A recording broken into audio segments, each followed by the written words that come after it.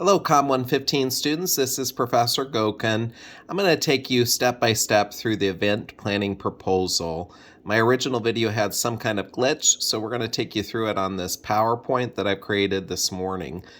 So let's take a look at step by step the pages. I do want you to note that this actual proposal is screenshotted on a separate PDF file on our Blackboard site, so you can take a look at it in much better quality after you go through this video with me.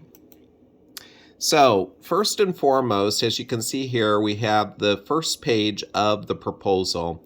Your first page should have a full color logo or a logo that represents the event that you are going to be putting on. Ideally, you'll create a logo, and that's one of the best parts of this assignment is getting creative and having some fun with it. You'll also notice in this particular first page that it includes core content, including the title of the actual event, the logo as mentioned, and you could also have a slogan. This one has getting connected to your community through the internet, and of course the date and time. You also should include the name of the person that has created the proposal, which would be yourself. Page 2 will detail the table of contents. And in this particular proposal, we have quite a few different pages. We have the event overview, we have event research, marketing plan, venue and layout, catering, speakers, you name it. But you also will notice at the bottom there are a series of appendices. I'm not going to go step by step through all of the appendices because you can take a look at that on the separate document and see all of the different items that this particular student created. In most cases, the appendices would include things like, for instance, the layout for the event, if you're going to, kind of map out how tables will be set up, where the speakers will be, display tables, etc. You can also include the logo and maybe some explanation for why you created the logo the way you did. And then, of course, any kind of visuals. Speaker profiles are very popular, where you have a photo of a speaker along with a quick bio. Those are all kind of the things that are very common when it comes to the table of contents, the appendices. So you can take a look at that, like I said, in the separate document. The first page of your event planning proposal should have an event overview, and this is kind of where you go through the 5 W's, who, what, where, when, why, and also telling us kind of the core details. But you'll notice in this particular example, you have an emboldened title, you have a well-rounded half-page paragraph, and then a list of bulleted specifics below. And that's really a good habit to get into when it comes to developing an event planning proposal. This type of format looks very, very similar to what you would do in the real world. The only thing that I might suggest for this particular student is you want to have a subtitle below where the list of bulleted items are located. That way, again, it kind of reads a little bit easier. You want the proposal to read in a way where the reviewer can have a really good sense of what you're doing in your event, and also be able to take a look at it and be reminded of kind of the core details of the event proposal.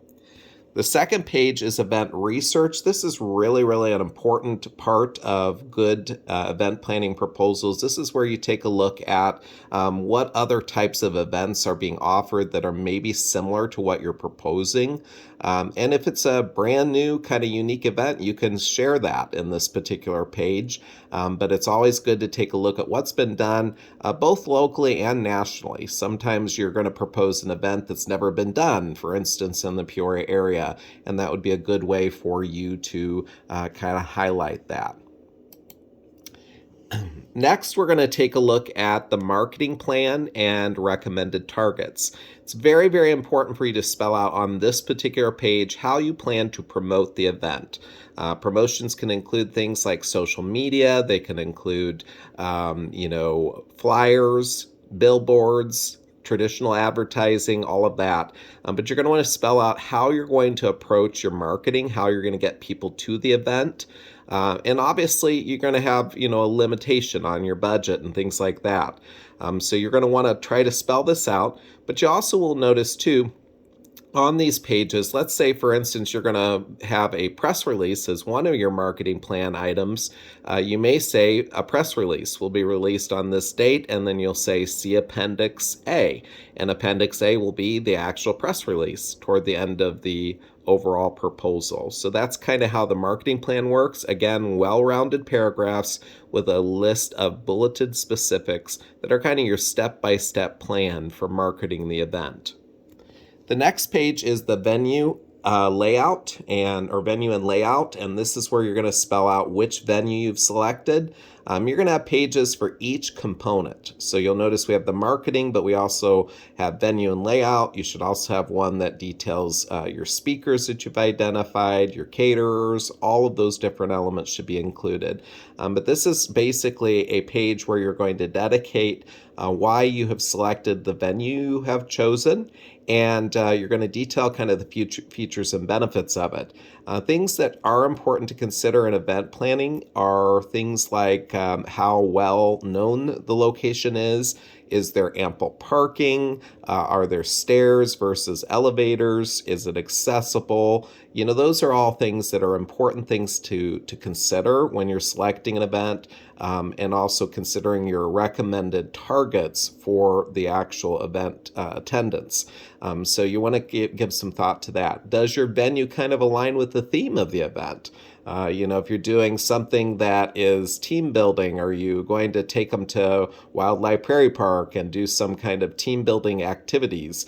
All of that's going to be included in this. And again, well-rounded paragraph, list of bulleted specifics where you detail what the venue offers and how you plan to kind of set up the space that you have rented for the event. Again, if you have a layout and you've actually developed a separate visual that tells us how the room will look, you'll want to say, see Appendix B and show us that visual. So that's a good kind of summary of that.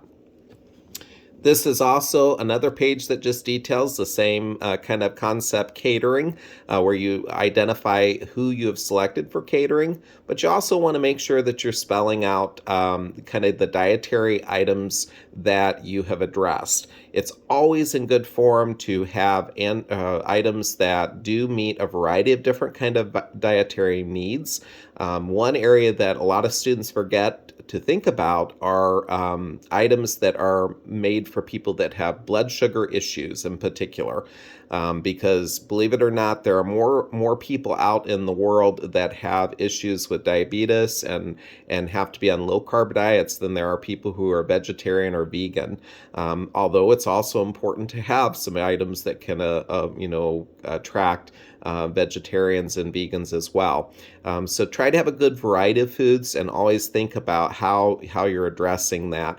And if you have limitations on your actual menu, you can also have a strategy that you detail on this page for addressing people that have unique dietary restrictions. So you'll want to check with your caterer and say, can you work with this for vegan options or vegetarian options if we have a couple of our attendees that have those diets? So again, those are the types of things that you'll want to keep in mind as well. The next one, this student identified it as enticing attractions.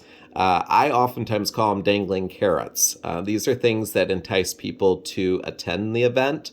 So you're going to want to make sure that you're giving a lot of thought to how you're going to draw people to the event to make it exciting.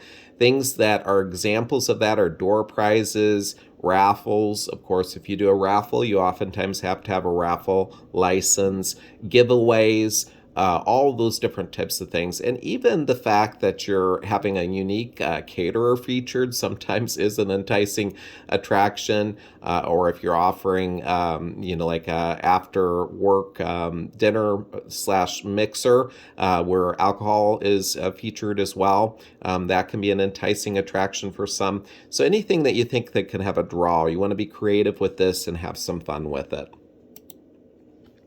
And the last page that I took a quick screenshot of is the budget. This is very, very important. This is part of your core, proposal. And this is where you're going to, again, detail what the total budget is for the event. And you're going to explain how you're spending money when it comes to your venue, your caterer, your dangling carrots, speakers, if you're having speaker fees, anything that's involving the budget, you're going to want to make sure that you detail that. And you'll again have a summary in a paragraph form, and then you can list detailed specifics at the bottom. I generally encourage you to list not every single line item, but maybe core categories on this page, and then do a C appendix, let's say C, and that appendix is an actual Excel spreadsheet where you detail every item and how you've spent your money on your event planning proposal. So that is a quick summary of formatting items, how to approach various categories. I want you all to have lots of fun with this. This is your capstone experience, and reach out to me at my email, bgoken@icc.edu, if you have any questions.